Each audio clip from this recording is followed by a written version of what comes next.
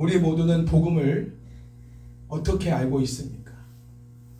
그리고 어느 정도 알고 있나요? 사람들과 복음에 대해서 어느 정도를 말할 수 있을 것 같아요. 1시간 이상 말할 수 있는 복음에 대해 2시간, 6시간, 하루 종일 나는 복음에 대해서 말할 수 있다 하시는 분, 우리 한가족교회 지금 그래도 한 20년 신앙생활 하시는 분들은 하루 종일 복음에 대해서 말할 수 있어야 돼요. 자, 오늘 복음이 무엇인가, 복음이 누구를 말하는가, 그리고 하나님의 복음은 과연 뭘 말하고 있는가를 정확하게 아시고 세상 친구들과 가족들과 주변 사람들에게 복음을 전할 수 있는 여러분 되기 바랍니다. 바울은 이 로마서에서 하나님의 복음에 대해 말하고 있어요. 왜 하나님의 복음이라고 말했을까요? 로마서는 누구를 향해서 쓴 거예요? 물론 우리들을 향해서 쓴 거지만 1차 대상자가 누굽니까? 로마서니까 로마 교회 성도들을 향해 쓴 거죠.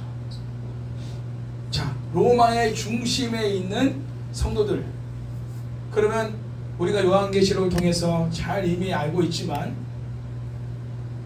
이 로마 교회 성도들이 가장 지금 힘들어하고 있는 게 뭘까요? 그 당시도 황제 숭배가 만연해 있었고 우상 숭배를 하지 않으면 사업을 할 수 없는 상황이고, 특히 로마 교회 성도들은 로마 중심에 있단 말이에요. 변두리 있는 국가에 있는 교회가 아니고 한복판에 있단 말이에요. 황제 숭배의 본거지에서 신앙생활하는 사람들이에요. 지금 북한으로 말하면 평양에서 예배드리고 있는 사람들인 거예요. 평양에서 우상 숭배하는 그 한복판에서 신앙생활을 지켜나가는 사람들, 쉽지 않죠. 당시 로마가 말한 복음은 뭐냐? 뭘까요? 로마도 복음을 전하고 있습니다. 여러분, 올리브영이 전하는 복음은 뭐예요? 기쁘다 세일 오셨네. 이게 복음이에요. 백화점마다 복음을 전하고 있습니다. 박앤 세일. 로마는 어떤 복음을 전하고 있느냐? 황제를 숭배하라, 우상을 숭배하라. 그렇지 않으면 너희들은 황제의 백성이 아니다. 그리고 황제의 지배를 받을 수 없다. 너는 이 땅에서 살아남을 수가 없다. 그러니 황제에게 숭배. 로마 제국이 신이다. 로마 황제가 신이다. 이게 로마가 제시하는 복음이에요. 이 복음을 전부 다, 이 메시지를 온 로마에 있는 사람들과 로마의 지배 아래에 있는 모든 나라들이 그 메시지를 다 복음의 메시지로 받았어요. 그리고 그 복음에 순종하고 따랐어요. 그런 가운데 바울은 로마 성도들에게 하나님의 복음을 외치고 있는 거예요. 하나님이 주시는 메시지가 있다. 기쁨의 소식이 있다. 이걸 너희들이 들어야 된다. 왜? 너희들은 하나님의 백성들이니까. 그래서 하나님의 복음이라는 말을 바울이 굳이 설명하고 있는 거예요. 1절에서 바울은 자신이 예수 그리스도의 종이며 예수 그리스도를 통해 사도로 부르심을 받았다라고 자신을 분명하게 소개합니다. 나의 정체성과 나의 사명이 뭐냐. 또한 바울 자신이 사도로서 하나님의 복음을 이방인들에게 전하여 그들을 구원케 하는 그러한 역할을 하기 위해 택함을 받았다. 이렇게까지 말합니다.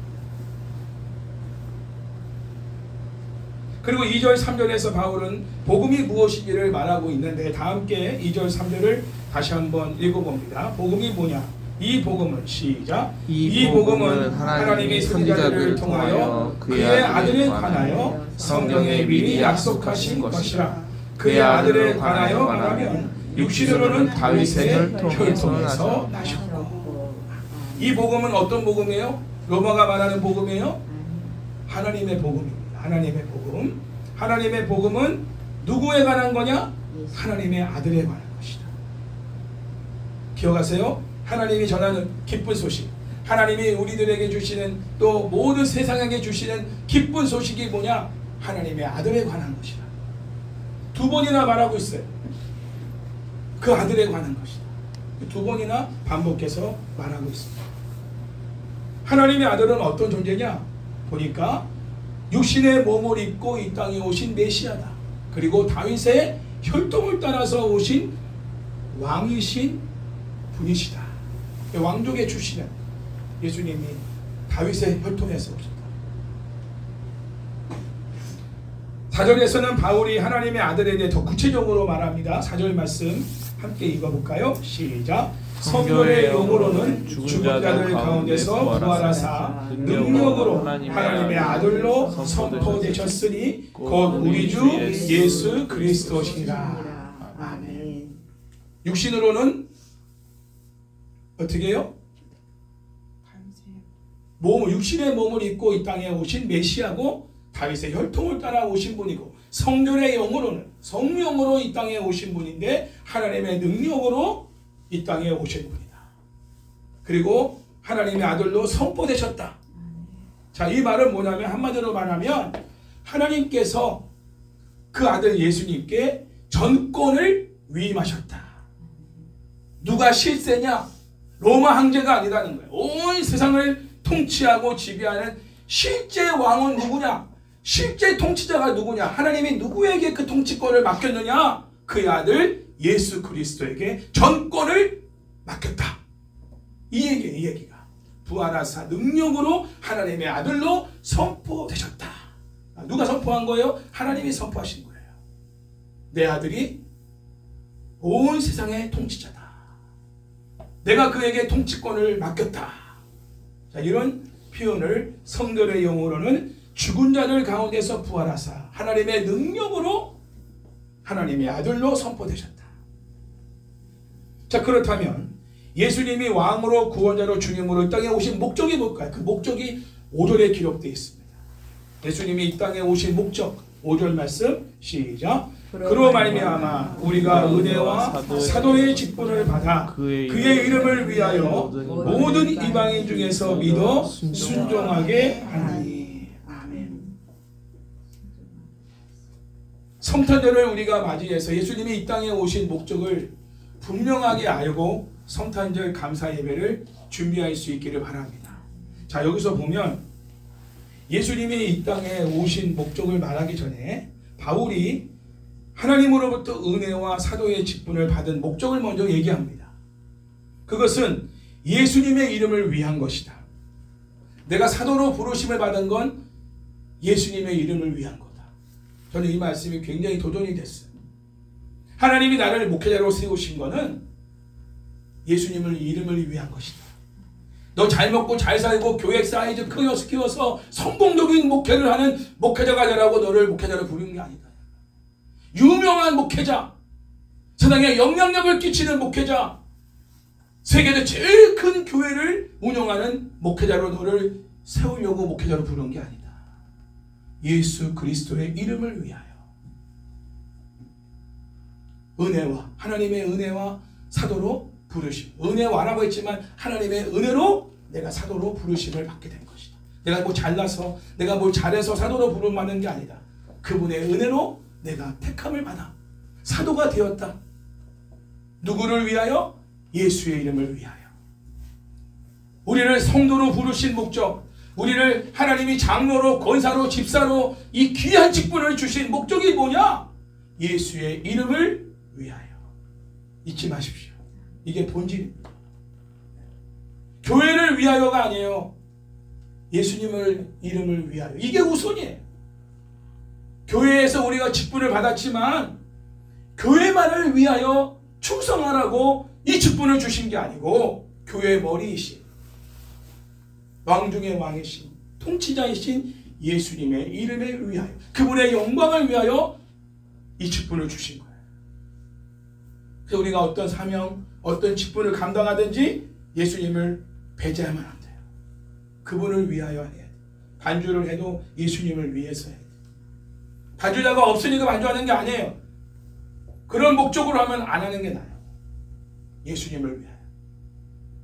한 명을 앉혀놓고 설교를 하던, 만 명을 앉혀놓고 설교를 하던 성도들을 위해 설교하는 게 아니에요. 예수님의 이름을 위하여 메시지를 전하는 거예요. 저 시골교회 할머니 한 분 앉혀놓고 예배를 인도하고 말씀을 전해도 당당하게 말씀을 전해. 왜? 예수님을 위해 하는 거니까.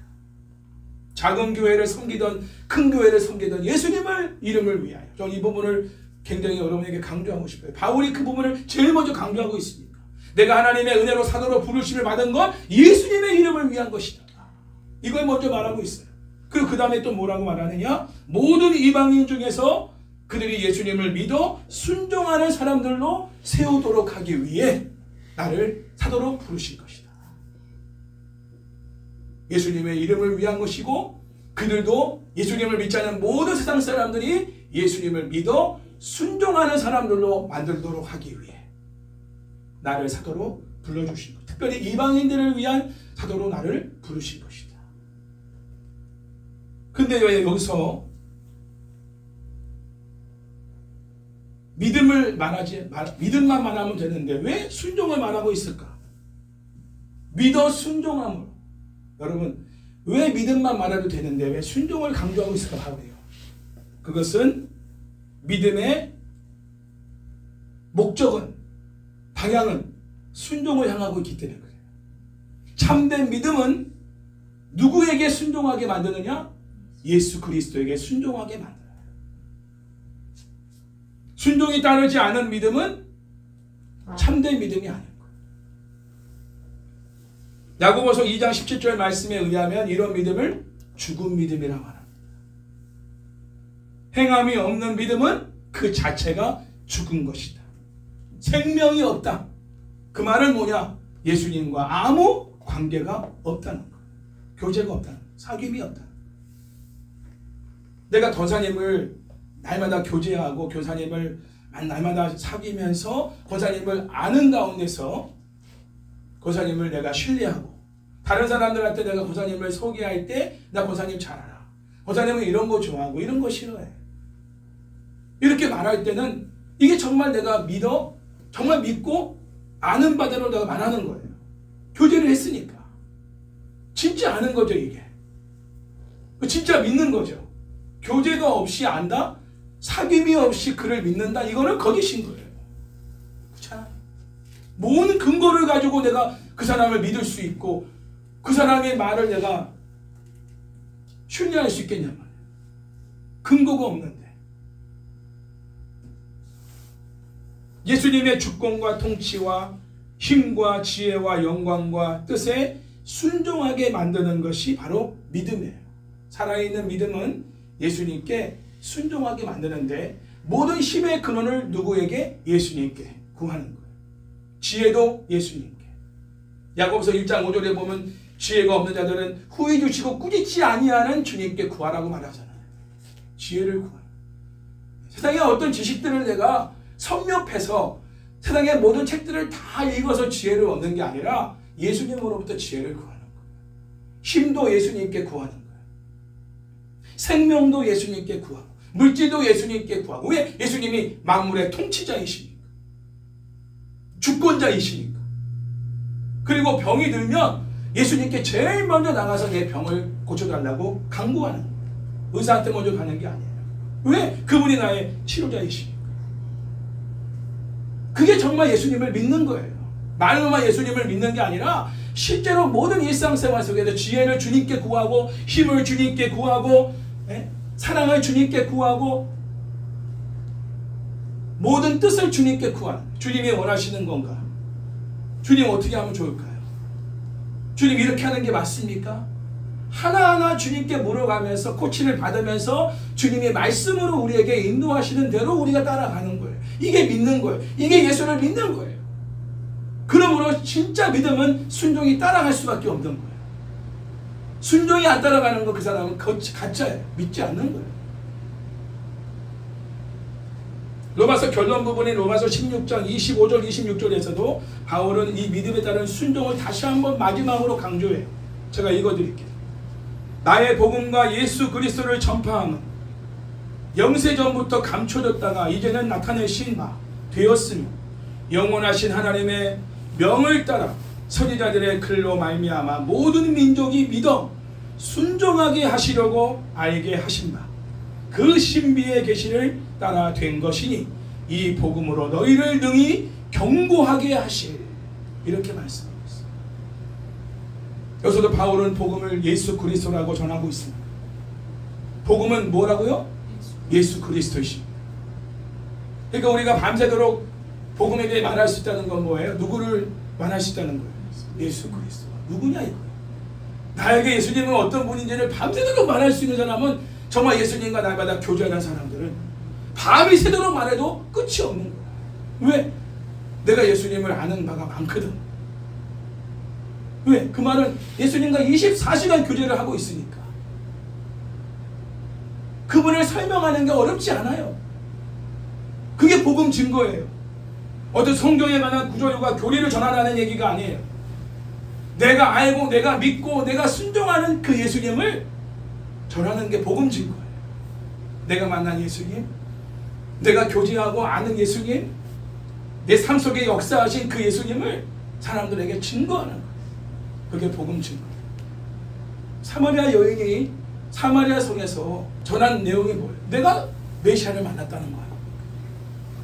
와 봐라, 내가 메시아를 만났다.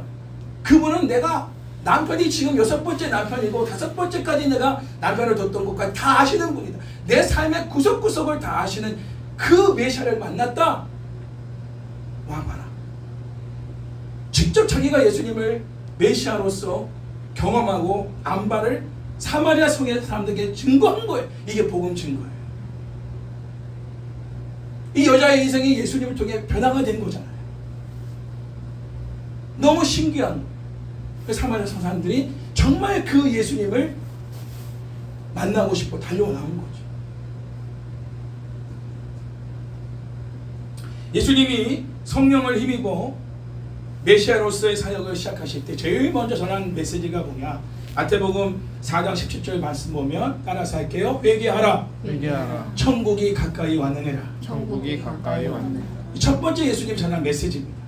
이걸 마가복음 1장 15절에서는 뭐라고 또 표현하고 있냐면 이르시되 때가 찼고 하나님의 나라가 가까이 왔으니 회개하고 복음을 믿으라. 자, 복음을 믿으라는 건 무슨 얘기예요? 예수님을 믿으라 이거예요. 아시겠죠? 똑같은 말이에요. 복음을 믿으세요, 예수님을 믿으세요, 똑같은 말입니다.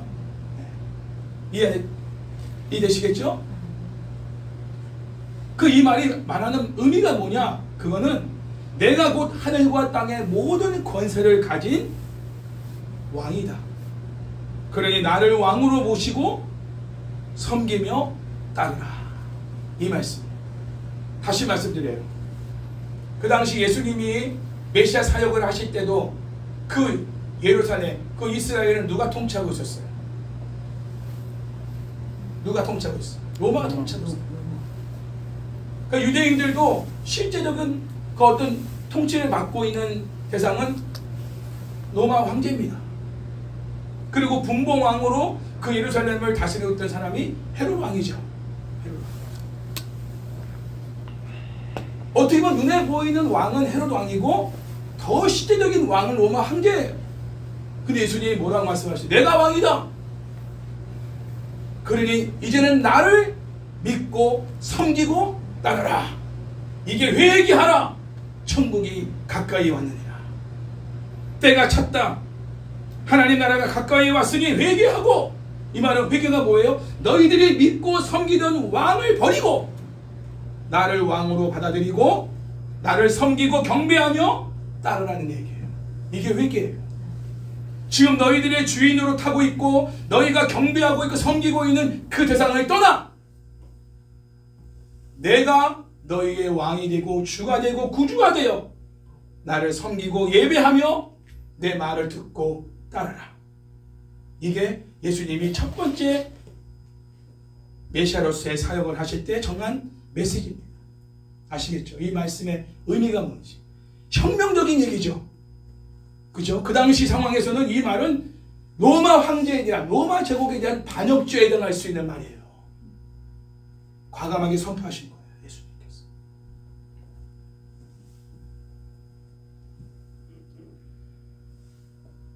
예수님을 왕이라고 선포하는 목적은 로마서 16장 26절 말씀에서도 이미 증거했듯이 모든 민족이 예수님을 믿어 순종하도록 하기 위해서입니다. 왕이시니까 믿고 순종해야 된다는 것이죠. 그렇죠? 예수님을 왕이라고 선포하고 있는 건 너희가 믿고 순종해야 될 대상이 바로 예수 그리스도이시다 라는 것을 말하고 있는 거예요. 다시 한번 여러분 질문해 봅니다. 복음이 뭡니까? 네? 담대하게 이제 말씀. 복음이 누구를 말하고 있는 거예요? 예수. 세상에서 말하는 복음이 아니라 하나님의 복음은 예수 그리스도를 말하고 있어요. 더 구체적으로 설명한다면 복음은 예수 그리스도가 만물의 주인이시고 만왕의 왕이시고 메시아이시며 구원자이시며 모든 백성들은 예수님께 나와 무릎을 꿇고 경배하며 예수님의 말씀에 순종해야 한다. 이것이 하나님이 모든 인간들에게 주시는 복음의 메시지입니다. 그런 자만이 구원을 받을 수 있다. 그 나의 백성이 될 수 있다. 하나님 나라에 속한 자가 될 수 있다. 이게 하나님이 인류를 향한, 죄인들을 향한 기쁜 소식, 복음의 메시지인 거예요. 그거를 예수님도 전하셨고 바울도 전한 거예요. 예수님은 자신을 믿으라고 전한 거고 바울과 모든 사도들은 예수님을 믿으라고 전한 거죠. 예수님 자신도 복음 대신 자신을 증거하신 거예요. 나를 믿고 섬기고 내 말을 듣고 따르라는 거예요. 그게 너희들이 살 길이다. 그것이 하나님을 진짜 섬기는 것이다.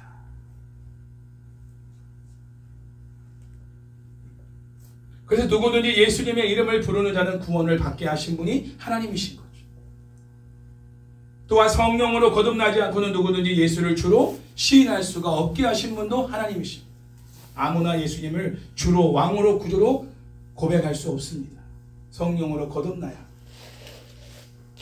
바울은 예수님을 왕과 구원자와 주인으로 증거하고 있는데 이것이 바로 복음이라는 거예요. 다시 말합니다. 복음이 뭐라고요?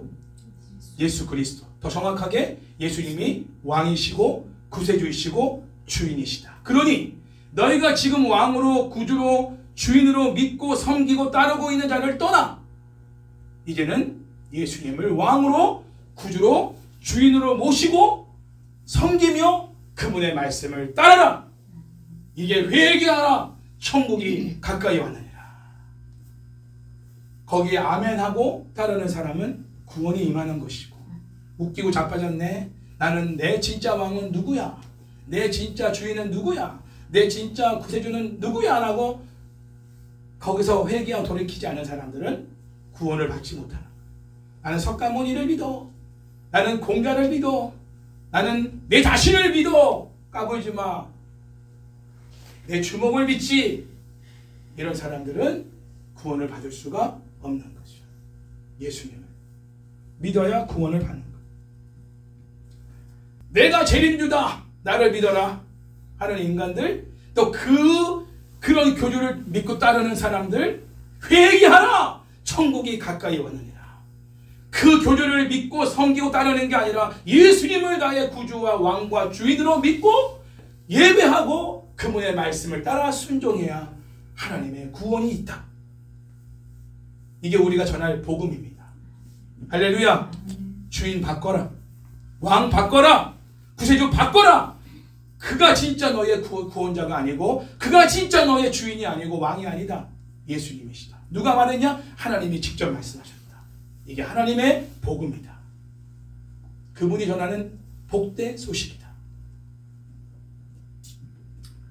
아까도 말했죠. 세상도 복음을 말하고 있어요. 세상에서는 뭐라고 말하죠? 돈이 최고야. 돈을 벌어야 돼. 한탕에서 돈을 벌어야, 많은 돈을 가져야 너희가 살 수 있어. 세상에서. 세상이 말하는 복음입니다.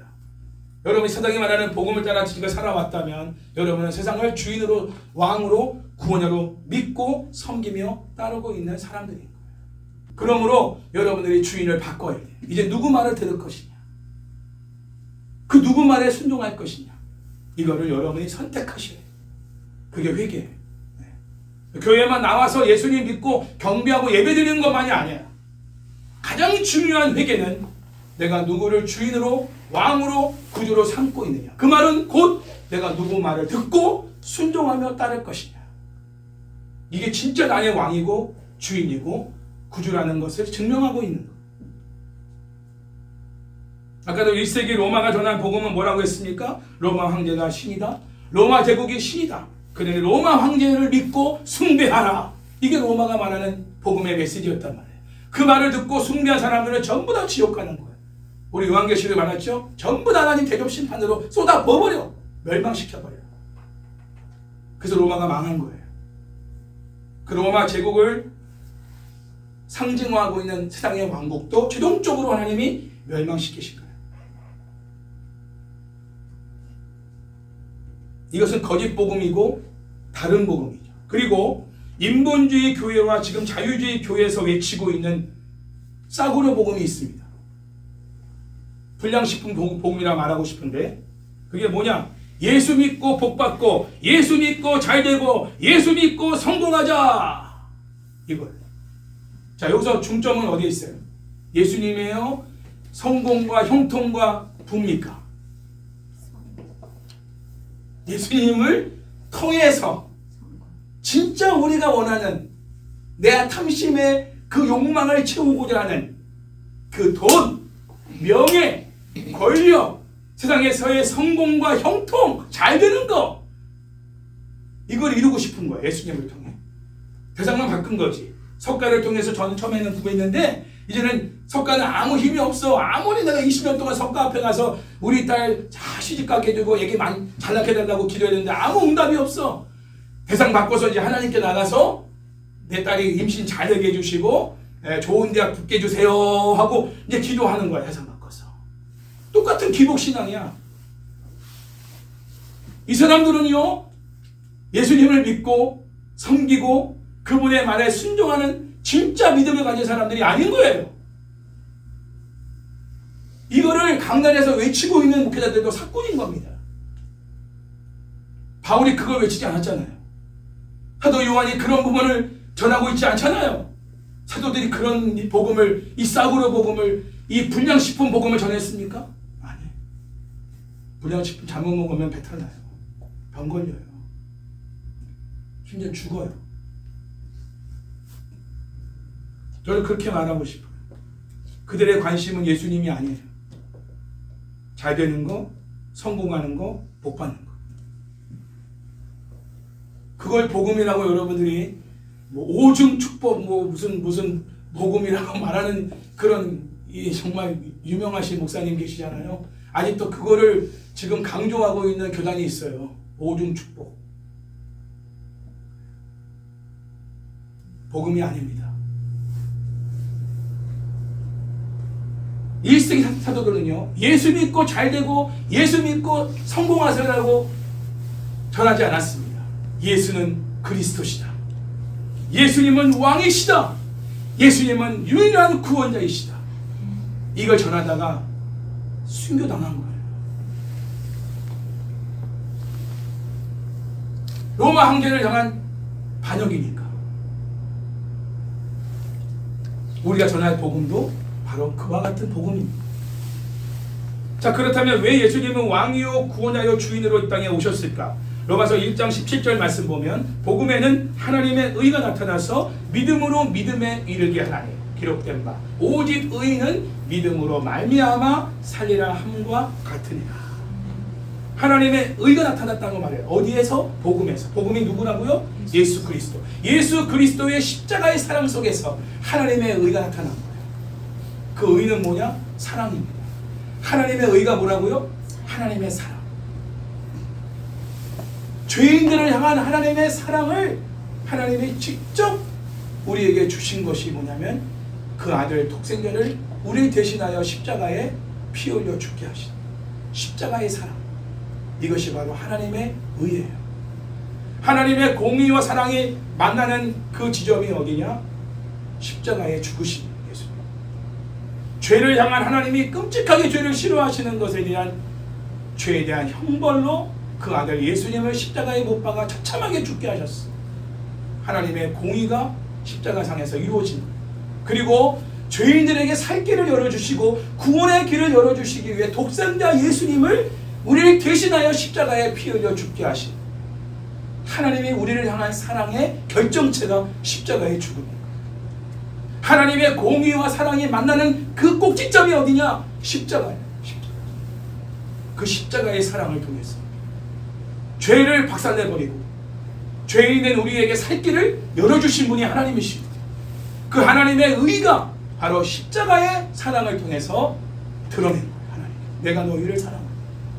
그 너희가 지은 모든 죄를 내 아들에게 다 쏟아부었다. 그러니 너희가 내 아들을 믿고 내 아들이 하는 말을 듣고 순종하고 따른다면 너희들은 죄 없는 자로 내가 인정할 것이고 나의 아들로 받아들일 것이며 그리고 하늘 보좌에 앉히는 영광스러운 자리에 너희들을 앉힐 것이다. 이렇게 말씀하신 분이 하나님이십니다. 그러나 그 아들을 부인하는 자는 구원을 받지 못할 것이다.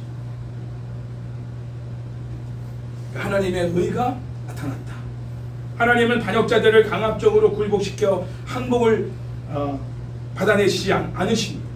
하나님은 십자가에 달려 죽어주신 예수 그리스도를 통해 아낌없이 다 내어주시는 압도적인 하나님의 사랑으로 죄를 제압하셨고 반역자들을 구원하셨습니다. 죄를 이길 수 있는 길은 압도적인 사랑. 같이 강대강으로 싸우면 죄를 이길 수 없어요. 죄가 할 수 없는 가장 강력한 무기는 사랑이에요. 사랑으로 죄를 정복하신 분이 예수님이죠. 그리고 죄인을 구원한 반역자, 하나님을 향한 반역자들을 구원하시는 힘이 바로 사랑이에요. 예수님이 이 땅에 왕과 구주와 주로 오신 것은 하나님의 압도적인 사랑으로 죄를 제압하고 하나님을 반역한 죄인들을 구원하여 예수님을 믿어 순종하는 사람들로 만들어 하나님께 올려드리기 위해서 이 땅에 예수님이 왕과 구주와 주인으로 오신 것입니다. 바울은 고린도전서 15장 24절과 25절에서 예수님이 이 땅에 오신 목적을 이렇게 또한 증거합니다. 잘 들어보세요. 그 후에는 마지막이니 그가 모든 통치와 모든 권세와 능력을 멸하시고, 세상의 권세죠, 나라를 아버지 하나님께 바칠 때라. 그 나라는 하나님 나라예요. 그가 모든 원수를 그 발 아래 둘 때까지 반드시 왕노를 하시리니. 바울은 여기서 예수님이 이 땅에 오신 궁극적인 목표를 말하고 있어요.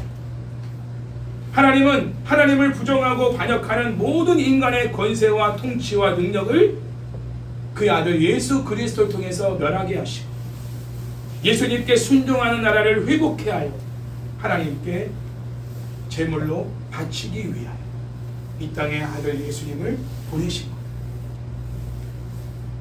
예수님은 십자가의 죽음과 부활을 통해 죄를 물리치시며 승리하셨고 모든 원수를 그 발 아래 둘 때까지 왕노릇하실 것이며 최후 승리를 거두실 것입니다. 지금도 예수님은 두 증인의 사명을 감당하는 교회 공동체들과 함께 승리하고 계십니다. 복음이 증거되고 있는 건 승리하고 있는 것입니다. 그가 구원을 받고 안 받고는 하나님이 하실 일이고 우리가 중보 기도를 한다, 우리가 복음을 증거하고 있다, 이거는 이미 승리하고 있는 거예요. 할렐루야. 그러므로 듣든지 아니 듣든지 우리는 전해야 돼요. 그리고 응답이 오든지 안 오든지 우리는 기도해야 돼요. 할렐루야. 그것이 하나님 나라가 승리하는 길이에요. 우리가 승리하는 길이에요. 예수님은 이 두 사역을 통해서 지금도 승리하고 계시고 최종적인 승리를 거두실 것입니다. 그러므로 예수님을 왕과 구주와 주인으로 모신 교회는 승리가 보장되어 있죠. 교회된 우리가 복음 대신 예수 그리스도를 위해 싸운다면 우리는 반드시 승리하게 될 것입니다. 자, 그러면 가장 중요한 포인트, 예수님을 위해 싸운다는 게 뭘까? 자, 하나님 나라는 예수님께 순종하는 나라라고 말했어요. 하나님 나라의 백성은 예수님을 믿어 누구로? 왕과 구주와 주인으로 믿어 그분의 말씀에 따라 순종하는 사람들이 모여있는 곳이 하나님 나라 공동체. 그런데 예수님을 믿어 순종케 하는 걸 못하게 하는 세력들이 있어. 우리 안에 있는 죄의 본성, 옛 자아. 그리고 육체의 정욕, 탐심, 욕심, 그리고 사탄의 세력들, 그리고 세상의 모든 악한 세력들이 우리가 예수님을 잘 믿고 그분의 말씀을 따라 순종하는 것을 못하도록 철저하게 우겨싸여서 우리를 공격하고 있는 거예요. 그분을 믿고 그분을 신뢰하고 그분의 말씀에 순종하는 게 쉬운 게 아니에요. 영적 전쟁인 거예요. 그래서 우리가 싸워야 될 그 싸움은 혈과 육의 싸움이 아니고 하늘의 공중 거두자들과의 싸움이라고 했는데, 그들이 못하게 만드는 게 뭐냐? 이거 아셔야 돼요. 다른 거 아니에요. 예배 못 드리게 하는 거, 그런 보편적인 어떤 헌금 못하게 하는 거, 전도 못하게 하는 거, 기도 못하게 하는 거, 그런 어떤 눈에 드러난 현상을 가지고만 말하는 게 아니라 본질적인 공덕이 뭐냐면 예수님을 신뢰하고 그분이 원하는 뜻대로 살아가는 것을 못하게 하는 거야. 결정적으로. 그래서 우리는 이것과 싸워야 되는 거야. 이게 우리가 싸워야 될 영적 전쟁인 거야. 하나님 뜻을 알기에 우리는 성경을 읽는 거예요. 성경을 일독하고 이독하고 삼독하는 게 중요한 게 아니라 하나님 뜻이 뭔지를 우리가 알아야 그분의 뜻을 따를 거 아니겠어요.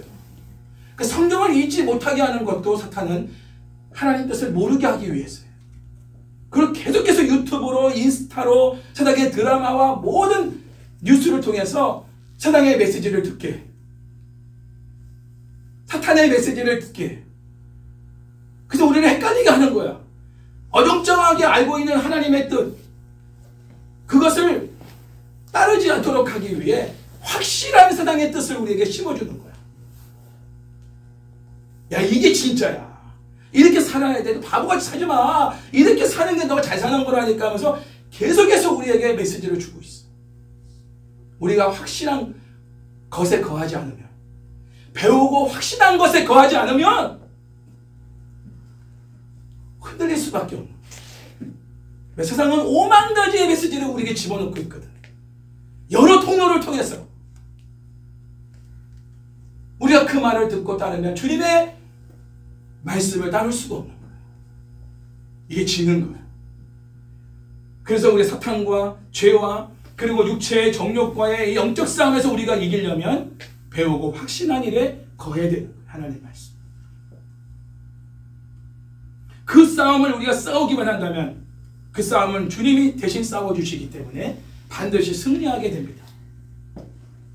자, 그렇다면 복음을 위해 우리가 싸우기 위해서는 우리가 어떻게 되느냐? 물론 하나님의 전신갑주를 입어야겠지만 제가 오늘 강조하고 싶은 것은 예수님과 연합하는 거예요. 자, 다시 말씀드립니다. 우리는 죄를 이길 힘이 없습니다. 인정하셔야 돼요. 제가 아무리 목사고 수십 년을 목태신앙으로 신앙생활해도 저는 지금도 죄와 싸워 이길 수가 없어요. 그러니까 누구는 이길 수 있어요? 예수님은 이길 수 있어요. 내 안에 있는 탐심, 욕심, 저는 이길 수 없어요. 물론 주님이 많이 나를 내려놓게 하고 없어지게 지금은 미련도 없고 갖고 싶은 것도 없지만 모르죠. 사람은 모르는 거예요. 갑자기 내가 살만해지고 돈도 생기고 뭔가 여유가 생기면요, 나도 이것저것 갖고 싶은 마음이 저 깊은 내면에 숨겨져 있던 내 탐심이 싹 올라와가지고 그거를 내가 간절히 원하게 될 수도 있어요. 그리고 그것을 얻기 위해서 내가 수단과 방법을 가리지 않을 수도 있어요. 나는 그런 인간이에요. 할렐루야. 저 여러분 다 그런 사람들이에요. 잠시 이게 눌려져 있어가지고 안 드러나는 것 뿐이지 환경만 열려봐요. 툭툭 튀어나와, 툭툭 튀어나와. 아, 이런 것도 내가 원했어? 내가 이런 것도 갖고 싶었어? 내가 이것도 하고 싶었네? 막 나와. 감당할 수 없을 만큼. 그게 인간이에요. 그러므로 이것을 완전히 제압할 수 있는 분은 예수님밖에 없어요. 그렇죠? 그래서 우리는 예수님께 붙어있는 것만이 아니라 그분이 내 안에 오셔야 돼요. 그래서 날마다 예수님을 내 안에 모시는 게 뭐냐면 말씀을 먹는 거야. 말씀이 예수님이니까. 말씀을 날마다 읽고 듣고 묵상하고 쓰고 해야 될 이유가 뭐냐? 예수님을 내 안에 모시지 않으면 내 안에 있는 죄의 세력과 탐심을 이길 수가 없고 외부에서 오는 사탄의 공격을 이길 수가 없어요. 그래서 우리는 예수님과 붙어있는 걸 넘어 그분을 내 안에 적극적으로 모셔야 되고 내 안에 들어오시게 해야 돼요. 그게 말씀 묵상이에요. 그리고 기도로 주님을 모시는 거예요. 찬양으로 주님의 임재를 경험하는 거예요. 찬송은 이스라엘 찬송 중에 거하시는 주여 주는 거룩하십니다. 우리가 찬양할 때 주님이 오시거든요. 할렐루야. 찬송을 듣던 찬송을 부르던 간에 우리가 찬양할 때 주님이 내 안에 거하신단 말이에요. 주님이 내 안에 거하는 통로, 말씀 묵상, 기도, 찬양, 성도 간의 교제. 할렐루야. 신실한 성도들과의 교제. 세상 사람들이 아니고 세상의 가치관에 똘똘 뭉쳐있는 그런 사람들과의 교제가 아니라 정말 그리스도 안에 날마다 교제하고 생명감 있는 그런 교제를 날마다 누리는 사람들과 만나서 교제하면 밤새는 줄 모르고 대화의 꽃이 퍼져요. 예수님으로 기승전결 끝나요. 주님 너무 감사해요. 이런 고백이 나오는 거예요. 여러분, 세상 왕국은 무너져도 예수님이 다스리는 왕국, 하나님 나라는 절대 무너지지 않습니다. 역사를 보세요. 세계를 제패했던 바벨론 왕국 망했습니다. 바사 왕국 망했습니다. 로마 왕국 망했어요. 그러나 교회는 망하지 않았습니다. 아무리 네로가 교회를 핍박하고 말살시키려고 해도, 히틀러가 교회를 다 말살시키고 그리스도인들을 죽이려 해도 교회는 살아남았어요. 왜죠? 하나님이 통치하시기 때문에. 하나님이 철저하게 보호하시고 통치하는 하나님 나라는 절대 망하지 않아요. 예수님을 모신 가정 절대 무너지지 않습니다. 이런 말이 있죠. 기도하는 자녀는 망하지 않는다. 엄마가 아빠가 기도하는 자녀는 절대 망하지 않는다. 이게 이 말이 참 굉장히 어머니 기도회 같은 데서 아주 모토로 알고 있지만 더 깊이 들어가 보면 그 말이 그 뜻인 거예요. 예수님을 모시고 있는 가정은 절대 망하지 않아요.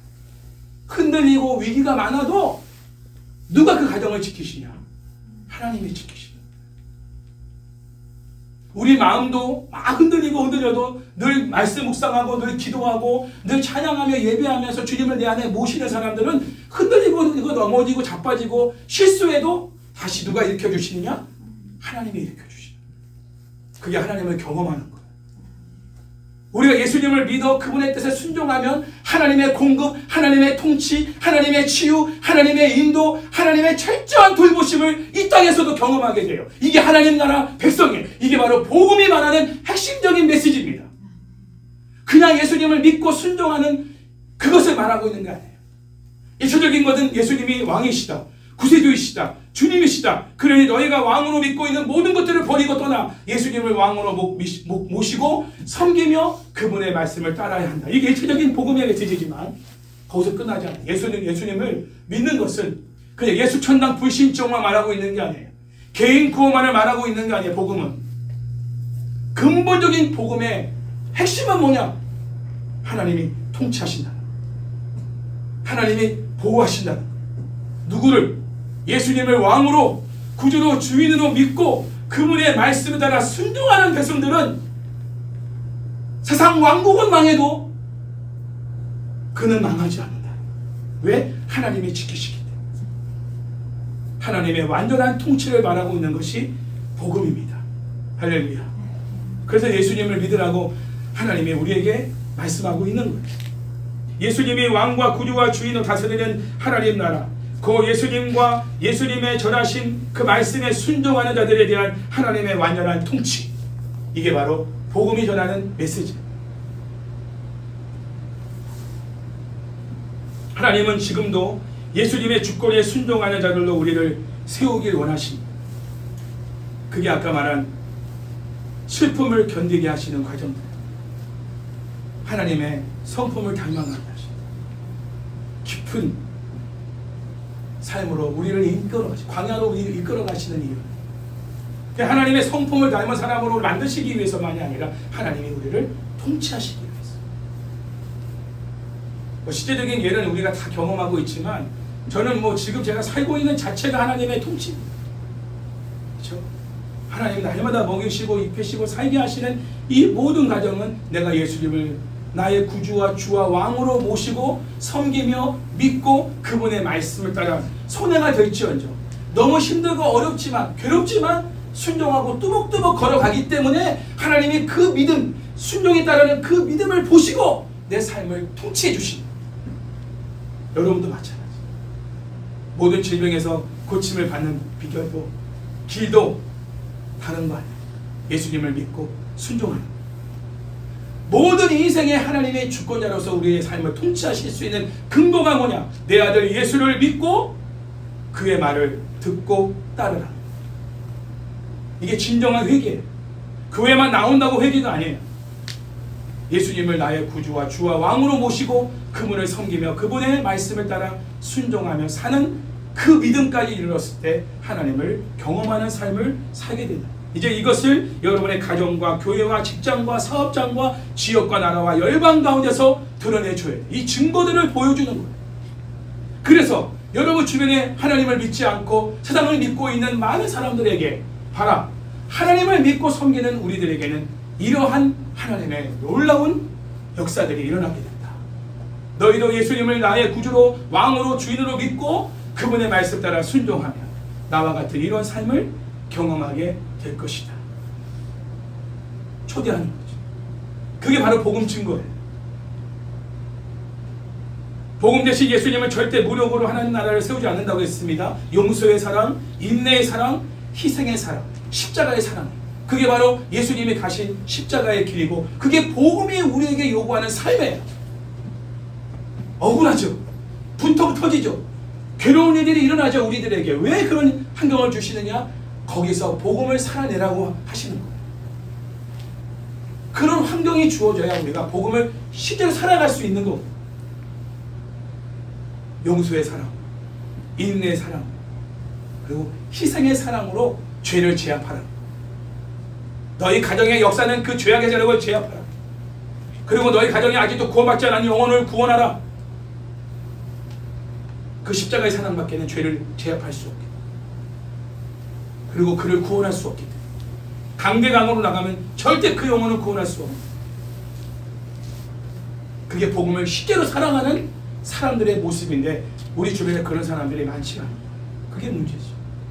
복음을 모르는 것도 문제지만 복음을 알아도 그 복음 대신 예수님을 정말 믿어 순종하며 이르러 그분이 우리를 구원하게 행하셨던 일, 십자가의 사랑을 우리도 함께 그 사랑을 행하면서 용서의 사랑, 희생의 사랑, 그 인내의 사랑을 행하면서 한 영혼 한 영혼들을 구원하며 그들을 그리스도께로 이끌어내는, 세상 왕궁의 지배를 받고 있는 영혼들을 하나님 나라로 이끌어내는 이러한 구원의 정말 파수꾼과 같은 역할을 하는 사람들이 이 시대에 필요한 거예요.